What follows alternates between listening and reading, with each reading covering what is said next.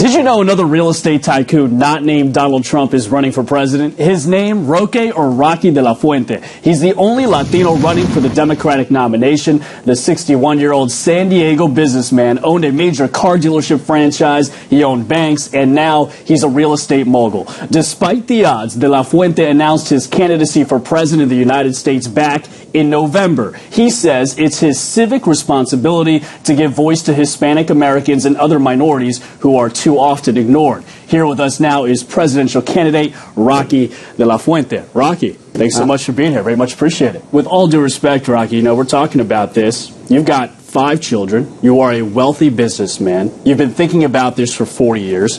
Why run now? Why? It's an opportunity. It's also people need to be heard. We don't have a voice. We have never had a voice. Everybody says they will want to speak for us, but when there was a candidate that insulted every man, woman, and child, he insulted all the Muslims, and he basically Donald Trump. He insulted even a fellow candidate. You cannot have that type of a person try. What happens if he gets elected? People want change. They don't want a dynasty. They don't want a Bush. They don't want a Clinton. And they want to change. And they felt at the beginning that this person could be the person. And so did I. Until he started opening his mouth. Who are we talking about? The same person you just mentioned. Mr. Trump. I just don't like to mention his name. Really? So you actually thought that he could have been the outsider, but then he started opening his mouth and made those comments about Mexican Americans? So everything he says is he basically speaks without thinking. And then he does not have the courtesy to, let's say he was given a golden opportunity after he insulted Mrs. Farina. And he says, "Sir, I meant it." Right. He would have said, "I'm sorry." He would have won the hearts of everybody. So Donald Trump inspired you, pushed you over the edge to get into this race? He was. If we would have had Kennedy, John Kennedy, Ronald Reagan, Martin Luther King, or anybody of that stature, I would have stayed home and watched it from the outside. Right. But since I did not see anybody, and I saw the possibility of this person getting there, I says, I'm there. Well, let's talk about New Hampshire real quick. You finished with 95 write-in votes behind a guy named Vermin Supreme, who's been running for president since like the 1980s. Do you really think you have a chance when you say stuff like that? Maybe Schultz should be put in jail. Really? She committed voter fraud. And she's going to have cellmates too. At 44% of the precincts, I had 1% of the ballots. I had 848 votes. I should have probably finished close to 1,600 votes. They erased them.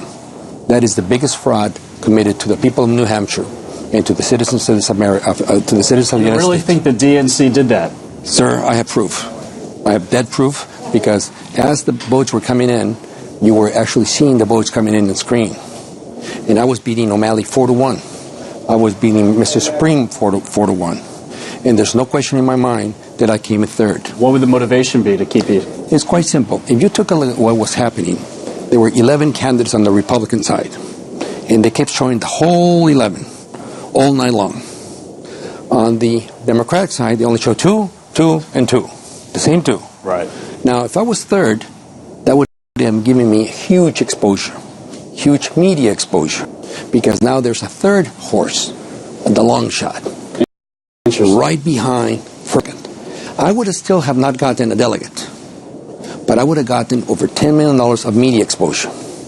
Now, if you take a look at the numbers, when you watch the numbers, there was always, if you added Hillary's and Burns, their